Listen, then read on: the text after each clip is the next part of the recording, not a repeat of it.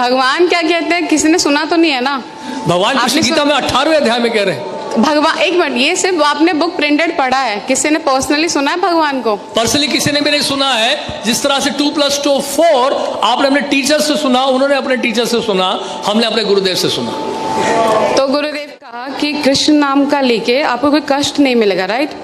अगर आप कृष्ण के शरण में जाते हैं तो आपको कोई कष्ट नहीं होगा, या जीवन में कोई कष्ट आने वाला है तो कृष्ण खुद हरण कर लेंगे। हमने ये तो नहीं कहा कि कष्ट नहीं आएगा। आपने ये कहा था कि अगर आप कृष्ण नाम लेते हैं तो 100% गारंटी कि अगली योनि आपको इंसान की मिलेगी, मनुष्य का मिल जाए। जी, ये गारंटी कैसे लेते हैं आप? स्वल्पम क्या है? स्वल्पम ही अपि यस्य धर्मस्य त्रायते महतो व्याद। भगवान गीता में इसलिए कह रहे हैं कि अगर थोड़ा सा भी आप इस मार्ग में बढ़ेंगे, बड़े से बड़े खतरे से बच जाएंगे, कि कम से कम आपको मनुष्य जीवन तो प्राप्त होगा। शुचि नाम सुमताम गेहे योग भ्रष्ट भी जायते। तो भगवान गीता में ये कहते हैं अगर आप भक्ति पूरी भी नहीं कर पाते, थोड़ा सा भी कर लेते हैं भक्ति, तो क्या होगा? आपको ब्राह्मण परिवार में जन्म मिल जाएगा, धनी परिवार में जन्म मिल जाएगा, अच्छे घराने में जन्म मिलेगा, और दोबारा भक्ति करने का अवसर प्राप्त होगा। और अगर मैं भक्ति ना करूँ तो? हाँ जी, अगर मैं भक्ति ना करूँ तो मुझे भक्ति ना करो तो कर्म के अनुसार चलना पड़ेगा। फिर कर्मणा देव नेत्र न जंतुर्देहो भवते। मेरे एक जानने वाले हैं, पिछले 10 साल से वो डिवोटी हैं यहीं के, ठीक है? अभी 6 महीने पहले उनकी फादर की डेथ हुई थी। ओके, तो ये कृष्ण भगवान ने ये जो कष्ट उनको दिया, क्यों दिया? वो तो 10 साल से इनकी डिवोटी थे। हमने तो बोला ही नहीं कि आप कृष्ण भक्त बनते तो कष्ट नहीं आएगा, हमने नहीं कहा ये। कल के मैं क्लास में गई थी, नहीं, हमने नहीं कहा ये कि कृष्ण भक्ति अगर करेगा कोई कष्ट नहीं आएगा। उसको कष्ट आएगा, कष्ट करने की, जो सहन करने की दृष्टि बदल जाएगी। जैसे कि एक व्यक्ति जो है सड़क पे जा रहा है और साथ रास्ते में बैरियर्स हैं, स्पीड ब्रेकर्स हैं, तो एक व्यक्ति ठेले में जा रहा है, दूसरा व्यक्ति मर्सिडीज में जा रहा है। तो मर्सिडीज में जा रहा है, वो भी उसी सड़क से जा रहा है, झटके उसको कम लगते हैं। कहने का मतलब यह है कि कष्ट जो है भक्तों के जीवन में भी आता है, सहन करने की शक्ति भगवान देते हैं। यानी कि जहां पे पांव कटना होता है वहां पे सुबह चुभती है केवल आपको। तो कष्ट तो आएगा ही आएगा। ऐसा कभी ना सोचें कि हम कृष्ण भक्ति में लग गए तो हमारे जीवन में कोई कष्ट नहीं आएगा। इनफैक्ट भक्त तो प्रार्थना करते हैं भगवान से कि हमें और कष्ट दीजिए। विपदा संता ता शाश्वत तत्र तत्र जगत गुरु भगवत दर्शनम स्याद पुनर्भव दर्शनम। आप कुंती महारानी कह रही हैं आप हमें और कष्ट दीजिए, और कष्ट दीजिए, और कष्ट दीजिए, क्योंकि आप अगर कष्ट देंगे तो आप ही का स्मरण करेंगे। अब आपका स्मरण करने का मतलब यह है दोबारा जन्म मृत्यु जरा व्याधि के संसार में दोबारा नहीं आना पड़ेगा। तो आपका कहने का ये मतलब है कि अगर आप कृष्ण, मतलब कुछ भी हो जाए, भगवान कृष्ण के शरणों में रहो हमेशा। बस बस ये है पॉइंट। लेकिन कोई पॉइंट नहीं, बिल्कुल बहुत बढ़िया पॉइंट बोला आपने, तालियां बजाइए इनके लिए। एक मिनट, ये कोई पॉइंट नहीं होता। अगर भगवान कृष्ण के शरण में नहीं हो तो मेरे पास जरूरी कि मुझे कष्ट, मतलब कष्ट तो वैसे भी आना है जिंदगी में, चाहे मैं रहूं या ना रहूं। जिंदगी में आना है, लेकिन यहाँ से कष्ट का निवारण आपको दिया जा रहा है हमेशा के लिए। जन्म मृत्यु जरा व्याधि के चक्र से आपको हमेशा के लिए छुटकारा पाने का एक सुअवसर प्राप्त हो रहा है। भगवान की सेवा में लगे, एक जीवन आप कृष्ण की सेवा में दे दो, कृष्ण आपको वापस लेके चले जाएंगे।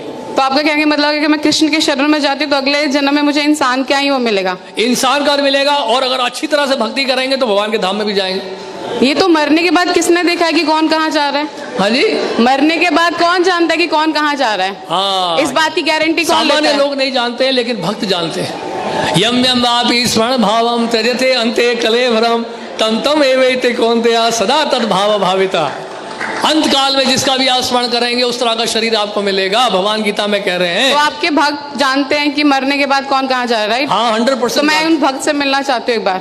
जरूर मिलेगा, क्योंकि मुझे भी जानना है कि कैसे उनको पता चल रहा है कि मरने के बाद जा रहे हैं। उसके लिए आपको प्रोसेस अप्लाई करना पड़ेगा। जिस तरह से कोई आईआईटी के बारे में जानना चाहता है तो हम उसको क्या बोलेंगे, आईआईटी में पहले एडमिशन तो ले लो,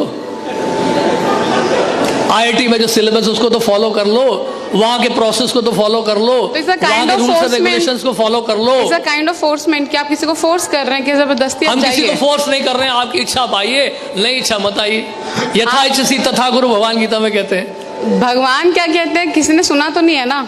भगवान कृष्ण गीता में 18वें अध्याय में कह रहे हैं। भगवान, एक मिनट, ये सिर्फ आपने बुक प्रिंटेड पढ़ा है, किसी ने पर्सनली सुना है भगवान को? पर्सनली किसी ने भी नहीं सुना है। जिस तरह से 2+2 4 आपने अपने टीचर से सुना, उन्होंने अपने टीचर से सुना, हमने अपने गुरुदेव से सुना। तो गुरुदेव, हमने प्रभुपाद से सुना। जैसा स्कूल में जाते हैं तो तो टीचर सिखा रहे प्रभुपाद हैं जी 2 + 2 गए 4। थे सुनने कृष्ण भगवान आप से? अपने टीचर से अभी कभी आपने पूछा है स्कूल में अपने टीचर से what is the proof that 2 + 2 is 4? Yeah. What is the proof this is A this is B? Teacher ने कभी जवाब दिया ना, आपने पूछा ना कभी वो जवाब देंगे।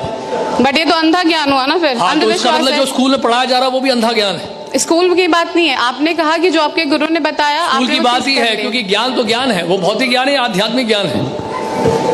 भौतिक ज्ञान में आप विश्वास कैसे कर लिए कि 2 + 2 4 होता है? आप कैसे मान लिए ABCDEFGHIJ है? आपने कैसे विश्वास कर लिया अल्फाबेट्स को? टीचर कहता है मैंने अपने टीचर से सुना, वो टीचर कहता है मैंने अपने टीचर से सुना, राइट? ये है सिस्टम ऑफ अथॉरिटीज को कहते हैं डिसेंडिंग प्रोसेस। इसी तरह से गुरु परंपरा के माध्यम से, एक प्रमाणिक गुरु परंपरा के माध्यम से हम जान पाते हैं भगवान कृष्ण की शिक्षाओं को। सबसे पहले आपको ढूंढना पड़ेगा कौन सी यूनिवर्सिटीज हैं बोनेफाइड हैं, कौन से स्कूल हैं जो रिकॉग्नाइज्ड है CBSE के द्वारा।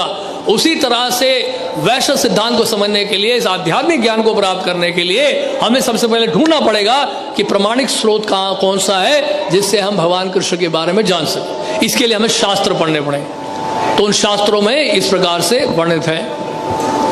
और बताइए। बस ठीक है।